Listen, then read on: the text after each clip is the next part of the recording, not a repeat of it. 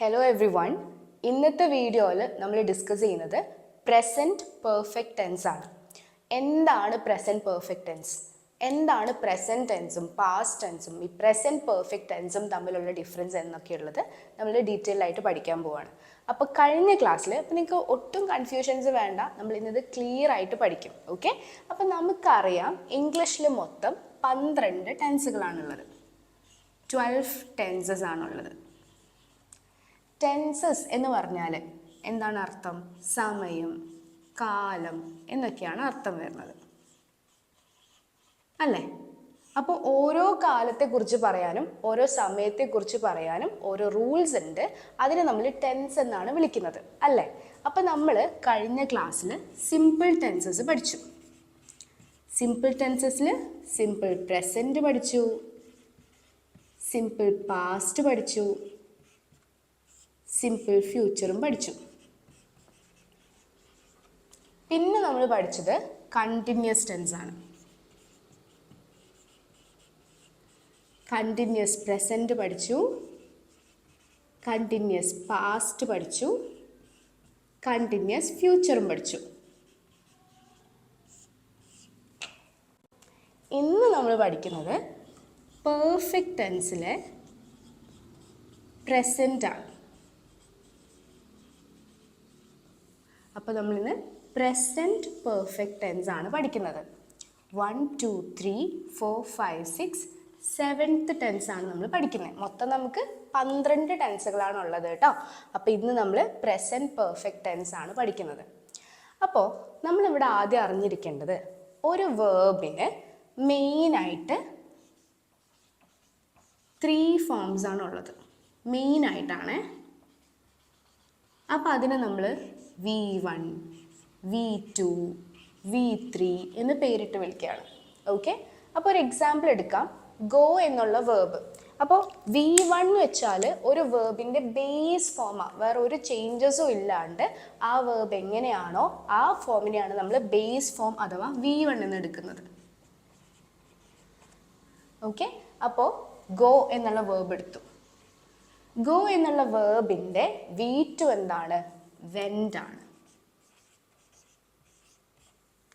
ഇനി V3 എന്താണ്? Gone. ഉണ്ടോ? ക്ലിയർ ആണോ? നെക്സ്റ്റ് ഒരു വാക്ക് എടുക്കുകയാണ്, വാക്ക്. അതിൻ്റെ V2 വാക്ക്ഡ്, V3 വാക്ക്ഡ്. കണ്ടോ? അപ്പോൾ V1 ബേസ് ഫോം ആണെങ്കിൽ V2 അതിൻ്റെ പാസ്റ്റ് ഫോമാണ്. V3ക്ക് പാസ്റ്റ് പാർട്ടിസിപ്പിൾ എന്നൊക്കെയാണ് നമ്മൾ പറയുക. അതിൻ്റെ പേര് ഓർത്തിരിക്കണം എന്ന് നിർബന്ധമല്ല. വേർബ്സിൻ്റെ V1, V2, V3 ഏതാണെന്ന് നമ്മൾ അറിഞ്ഞിരിക്കണം. ഒത്തിരി വേർബ്സ് ഉണ്ട്. അപ്പോൾ ഇതൊക്കെ നമുക്ക് യൂട്യൂബിലോ അല്ലെങ്കിൽ ഓൺലൈനായിട്ട് ഗൂഗിളിൽ വേർബ്സ് V1, V2, V3 എന്ന് സെർച്ച് ചെയ്ത് കൊടുത്താൽ വലിയ PDF ആയിട്ടുള്ള വലിയ വലിയ ഫയൽസൊക്കെ കിട്ടും. അതിൽ നിന്ന് നമുക്ക് ആവശ്യമുള്ള വേർബ്സ് ഒരു 2-3 ടൈംസ് വായിച്ച് പഠിച്ചാൽ നമുക്ക് ഏകദേശം ഒരു ഐഡിയ കിട്ടും V1 എന്താണ്, V2 എന്താണ്, V3 എന്താണ് എന്നുള്ളതൊക്കെ. അപ്പോൾ അത് വെച്ചിട്ട് നമ്മളൊന്ന് വായിച്ച് നോക്കുക. അപ്പോൾ നമുക്ക് വേർബിനും മെയിൻ ആയിട്ടുള്ള V1, V2, V3 ഫോംസ് ഉണ്ടെന്ന് മനസ്സിലായില്ലേ? അപ്പോൾ ഇവിടെ ഈ പ്രസൻറ്റ് പെർഫെക്റ്റ് ആയിട്ടുള്ള ടെൻസിൽ നമ്മൾ യൂസ് ചെയ്യുന്നത് വേർബിൻ്റെ V3 ആണ്. ഓക്കെ, നമുക്ക് നോക്കാം. അപ്പോൾ പ്രസൻറ്റ് പെർഫെക്റ്റ് ടെൻസിലുള്ളൊരു സെൻറ്റൻസ് ഞാനിവിടെ എഴുതാൻ പോവാണ്. I have watched this movie. ഞാൻ ഈ സിനിമ കണ്ടിട്ടുണ്ട്. I have watched this movie. ഞാൻ ഈ സിനിമ കണ്ടിട്ടുണ്ട്. അപ്പോൾ ഇതെങ്ങനെയാണ് പ്രസൻറ്റ് പെർഫെക്റ്റ് ടെൻസ് ആവുന്നത് നമുക്ക് നോക്കാം. അപ്പോൾ അതിനായിട്ട് ആദ്യം നമ്മൾ സബ്ജക്റ്റ് എഴുതി. സബ്ജക്റ്റ് എന്ന് പറഞ്ഞാൽ ആരാണോ പ്രവൃത്തി ചെയ്യുന്നത് അതിനെയാണ് നമ്മൾ സബ്ജക്റ്റ് എന്ന് വിളിക്കുക. ഇവിടെ സിനിമ കണ്ടിട്ടുള്ളത് ഞാനല്ലേ, അതുകൊണ്ട് ഐ ആണ് ഇവിടെ സബ്ജക്റ്റായി വന്നത്. അവൻ അവിടെ പോയിട്ടുണ്ടെന്ന് പറയുമ്പം പ്രവൃത്തി ചെയ്തത് പോയത് അവനാണ്, അതുകൊണ്ട് ഹീ ആയിരിക്കും ആ സെൻറ്റൻസിലെ സബ്ജക്റ്റ്. അപ്പോൾ ആരാണോ പ്രവൃത്തി ചെയ്യുന്നത് അവരാണ് ആ സെൻറ്റൻസിലെ സബ്ജക്റ്റ് ആയിട്ട് വരുന്നത്. അപ്പോൾ I have watched this movie, നമ്മൾ ആദ്യം സബ്ജക്റ്റ് എഴുതി. പിന്നെ നമ്മൾ എന്താ എഴുതിയത്? ഹാസ് ഓർ ഹാവ് ആണ് എഴുതിയത് അല്ലേ? അതിന് നമ്മൾ ഹാവ് എടുത്ത് എഴുതി. അതിനുശേഷം നമ്മൾ എന്താ എഴുതിയത്? V3 ആണ് എഴുതിയത്. നിങ്ങൾ ശ്രദ്ധിച്ചോ? V1 വാച്ച്, V2 വാച്ച്ഡ്, ഇതിൻ്റെ V3യും വാച്ച്ഡ് ആണ്.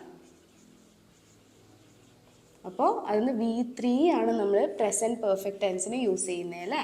അപ്പോൾ V3 നമ്മളിവിടെ എഴുതി. അപ്പോൾ ഇതിൻ്റെ റൂൾ എന്താ വരുന്നത്? പ്രസൻറ്റ് പെർഫെക്റ്റ് ടെൻസ് ആണെങ്കിൽ സബ്ജക്റ്റിൻ്റെ കൂടെ ഹാസ് ചേർക്കാം, അല്ലെങ്കിൽ ഹാവ് ചേർക്കാം, അതിൻ്റെ കൂടെ V3 ആയിരിക്കണം. ഇതാണ് പ്രസൻറ്റ് പെർഫെക്റ്റ് ടെൻസ് ആണെന്ന് നമുക്ക് മനസ്സിലാവാനുള്ള റൂൾ. അപ്പോൾ ഹാസ് ആണോ ചേർക്കണ്ടേ, ഹാവ് ആണോ ചേർക്കണ്ടേന്ന് എങ്ങനെ അറിയാം? അത് നമുക്ക് നോക്കാം. ഹാസ് നമ്മൾ ചേർക്കുന്നത് ഹീ, ഷീ, ഇറ്റ്, അതുപോലെ സിംഗുലർ നൗൺ വരുമ്പോഴാണ്.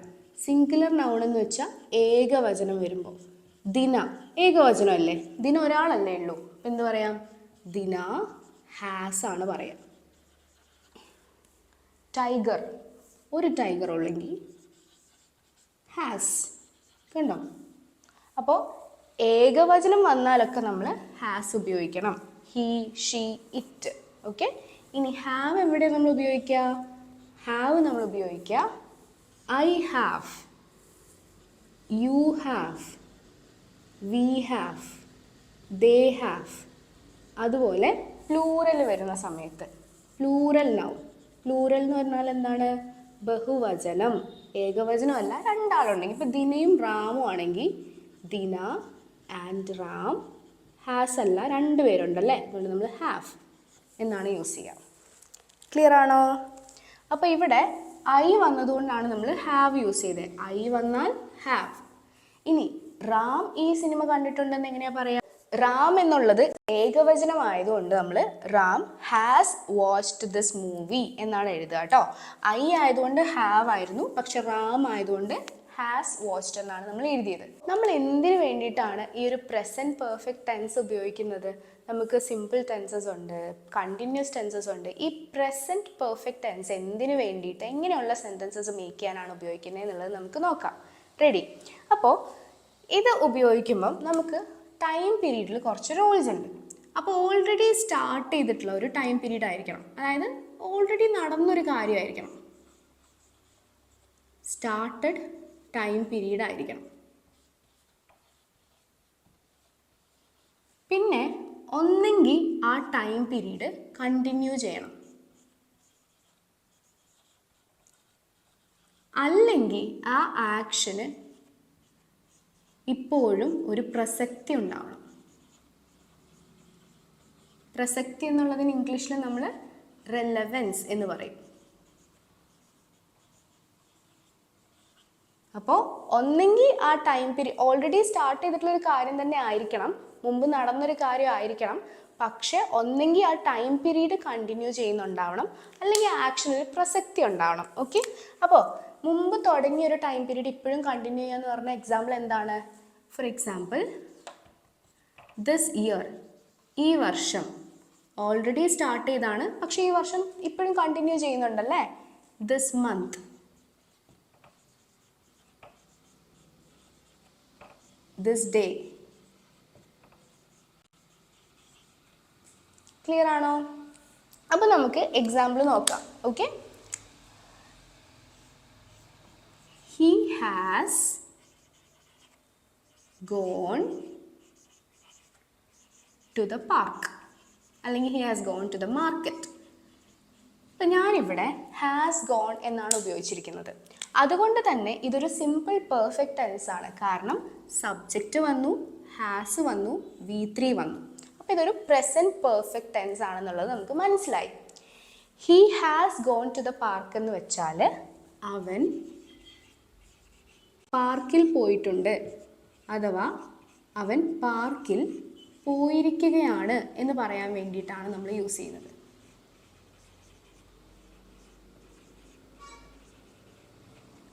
ഇങ്ങനെ യൂസ് ചെയ്യുന്നതിന് പകരം നമ്മൾ വേറെ ടെൻസ് ഉപയോഗിച്ച് he went to the park എന്ന് പറഞ്ഞാൽ പോരെ എന്ന് നിങ്ങൾക്ക് കൺഫ്യൂഷൻ ഉണ്ടോ? He went to the park എന്ന് പറയുന്നതും he has gone to the park എന്ന് പറയുന്നതും തമ്മിൽ എന്താണ് ഡിഫറൻസ് എന്നുള്ളത് നിങ്ങൾക്ക് ഡൗട്ട് ഉണ്ടോ? He went to the park എന്ന് വെച്ചാൽ അവൻ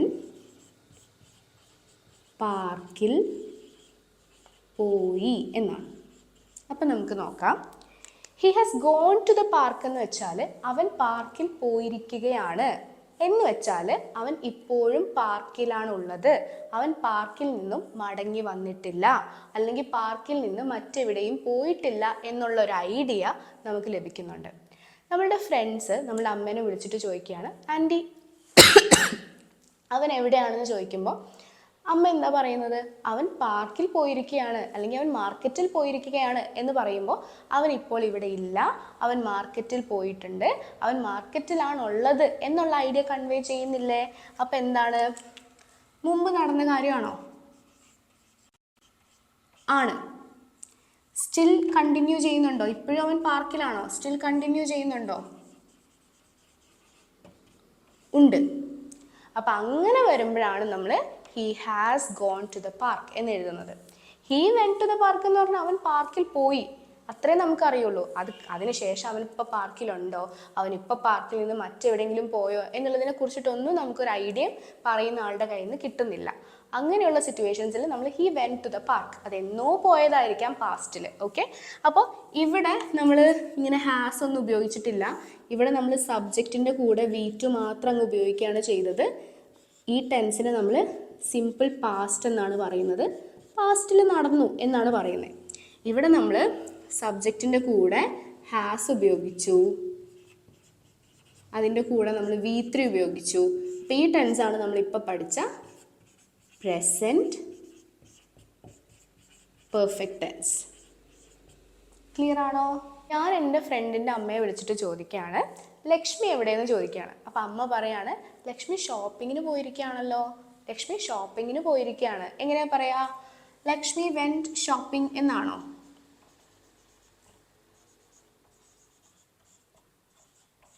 ലക്ഷ്മി വെന്റ് ഷോപ്പിംഗ് എന്ന് വെച്ചാൽ ലക്ഷ്മി ഷോപ്പിങ്ങിന് പോയി എന്നേ വരുള്ളൂ. അതെപ്പോൾ പോയി, പാസ്റ്റ് ടെൻസിൽ എപ്പോഴോ പോയി എന്നുള്ള അർത്ഥം മാത്രമേ നമുക്ക് കിട്ടുന്നുള്ളൂ.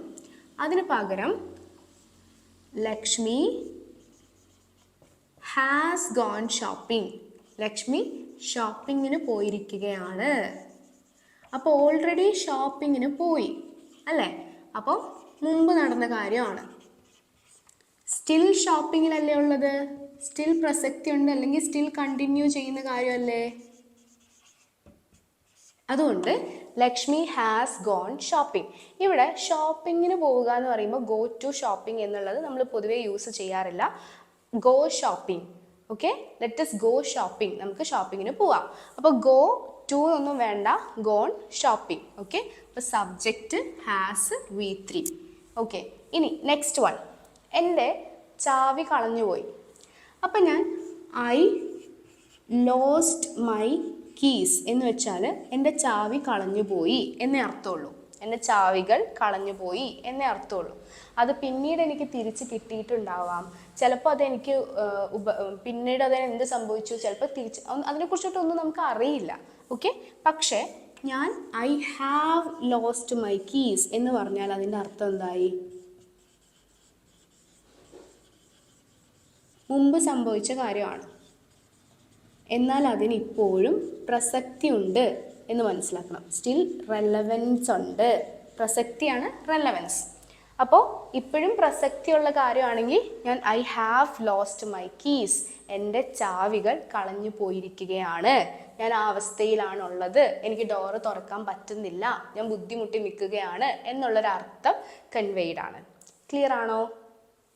I watched A movie. ഞാനൊരു സിനിമ കണ്ടു. I watched A movie. ഞാനൊരു സിനിമ കണ്ടു. ഞാൻ ആ സിനിമ കണ്ടിട്ടുണ്ട് എന്ന് എങ്ങനെയാ പറയാ? I have watched A movie. ആ സിനിമയാണല്ലേ, അപ്പോൾ I have watched that movie.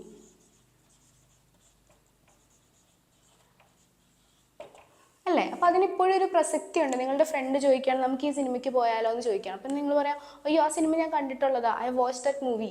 അത് ഇപ്പോഴും ഒരു പ്രസക്തി ഉണ്ടായതുകൊണ്ട് I have watch that movie. I watched A movie എന്ന് പറഞ്ഞാൽ ഞാനൊരു സിനിമ കണ്ടു എന്നേ അർത്ഥം വരുന്നുള്ളൂ. ഇനി അവൻ ആ സിനിമ കണ്ടിട്ടുണ്ടെന്ന് എങ്ങനെയാ പറയാ? He has watched this movie അല്ലേ? ഹീ വരുന്നതുകൊണ്ട് ഹാസ് ആണ് നമ്മൾ ഉപയോഗിച്ചത്. ഇനി ഞാനൊരു കാറ് വാങ്ങി എന്ന് പറയണമെങ്കിൽ ഐ ബോട്ട് എ കാർ. ഞാനൊരു കാറ് വാങ്ങിയിട്ടുണ്ട്, ഇപ്പോഴും പ്രസക്തിയുള്ള എന്തോ കാര്യമാണ്. ഒരാൾ ചോദിച്ചു നീ എങ്ങനെ പോവാനാ, നീ ഒരു കാര്യം ചെയ്ത് നീ എൻ്റെ കൂടെ വാന്ന് പറഞ്ഞു. അപ്പം ഞാൻ അവൻ്റെ അടുത്ത് പറയാം, ഇല്ല ഞാനൊരു കാറ് വാങ്ങിച്ചിട്ടുണ്ട്, I have bought A car. എന്ന് വെച്ചാൽ ഇപ്പോഴും അതിനൊരു പ്രസക്തി വന്ന സിറ്റുവേഷൻ ആയതുകൊണ്ട് നമ്മളത് എടുത്ത് പറയാണ്. ഞാനൊരു കാറ് വാങ്ങി എന്നല്ലല്ലോ നമ്മൾ പറയാം, ഞാനൊരു കാറ് വാങ്ങിയിട്ടുണ്ട് എന്നല്ലേ നമ്മൾ പറയാം. സോ എന്താണ്? I have bought A car.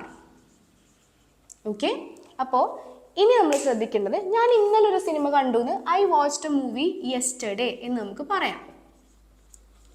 പക്ഷെ I have watched A movie yesterday എന്ന് നമുക്ക് പറയാൻ പറ്റുമോ? ഇല്ല. കാരണം യെസ്റ്റർഡേ എന്നുള്ളത് ഒരു കഴിഞ്ഞ ടൈം പീരീഡ് അല്ലേ. നമ്മൾ ഈ പ്രസൻറ്റ് പെർഫെക്റ്റിൻ്റെ കൂടെ ഇപ്പോഴും കണ്ടിന്യൂ ചെയ്യുന്ന ടൈം പീരീഡ് അല്ലേ യൂസ് ചെയ്യുക. അപ്പോൾ വേണമെങ്കിൽ നമുക്ക് ദിസ് ഇയർ എന്നോ ദിസ് മന്ത് എന്നോ ഒക്കെ ആഡ് ചെയ്യാം. He has watched that movie this day. കണ്ടോ? I have bought a car this week എന്നൊക്കെ നമുക്ക് പറയാം. പക്ഷേ ഒരിക്കലും കഴിഞ്ഞു പോയ ഒരു ടൈം പീരീഡ് നമ്മൾ ഈ ടെൻസിൻ്റെ കൂടെ യൂസ് ചെയ്യരുത്. ഐ വാച്ച്ഡ് എ മൂവി എന്നുള്ളത് സിമ്പിൾ പാസ്റ്റ് ടെൻസ് ആണ്, അതിൻ്റെ കൂടെ നമുക്ക് ഇന്നലെ എന്നുള്ളത് ഉപയോഗിക്കാം. അതല്ലാതെ ഈ ടെൻസിൻ്റെ കൂടെ ഒരിക്കലും കഴിഞ്ഞു പോയൊരു time period yesterday, that day എന്നൊന്നും പറഞ്ഞ് നമ്മൾ യൂസ് ചെയ്യരുത്. ക്ലിയർ ആണോ? അപ്പോൾ ഈ പോർഷൻ നിങ്ങൾക്ക് നന്നായി മനസ്സിലായി എന്നാണ് ഞാൻ വിചാരിക്കുന്നത്. നിങ്ങൾക്ക് ചെയ്തു നോക്കാനുള്ള ഒരു എക്സസൈസ് ലാസ്റ്റ് എൻഡിൽ ആഡ് ചെയ്യുന്നുണ്ട്. ആൻഡ് നിങ്ങൾക്ക് നമ്മളുടെ കോഴ്സിൽ ജോയിൻ ചെയ്യാൻ ഇൻട്രസ്റ്റഡ് ആണെങ്കിൽ ഈ വരുന്ന വെനസ്ഡേ നമുക്ക് പുതിയ ബാച്ച് സ്റ്റാർട്ട് ചെയ്യുന്നുണ്ട്. 9746274902. അപ്പോൾ ഈ നമ്പറിൽ നിങ്ങൾ വാട്സപ്പ് ചെയ്താൽ നിങ്ങൾക്ക് കോഴ്സിൻ്റെ ഡീറ്റെയിൽസ് ലഭിക്കുന്നതാണ്. അപ്പോൾ നിങ്ങൾക്ക് കോഴ്സിൽ ജോയിൻ ചെയ്യാം. വാട്സപ്പ് ത്രൂ ഓൺലൈൻ ക്ലാസ്സസ് ആണ്. നിങ്ങളുടെ ഫ്രീ സമയത്ത് ഞാനായിരിക്കും പേഴ്സണൽ ട്രെയിനർ ആയിട്ടുണ്ടാകുന്നത്. നിങ്ങൾക്ക് ഇംഗ്ലീഷ് പഠിക്കാം. Thank you so much every one for watching this video. വീഡിയോനെ കുറിച്ചിട്ടുള്ള നിങ്ങളുടെ വിലയേറിയ അഭിപ്രായങ്ങൾ നിങ്ങൾ താഴെ കോമൻറ്റ് സെക്ഷനിൽ എഴുതി അറിയിക്കുക. Thank you so much every one. By.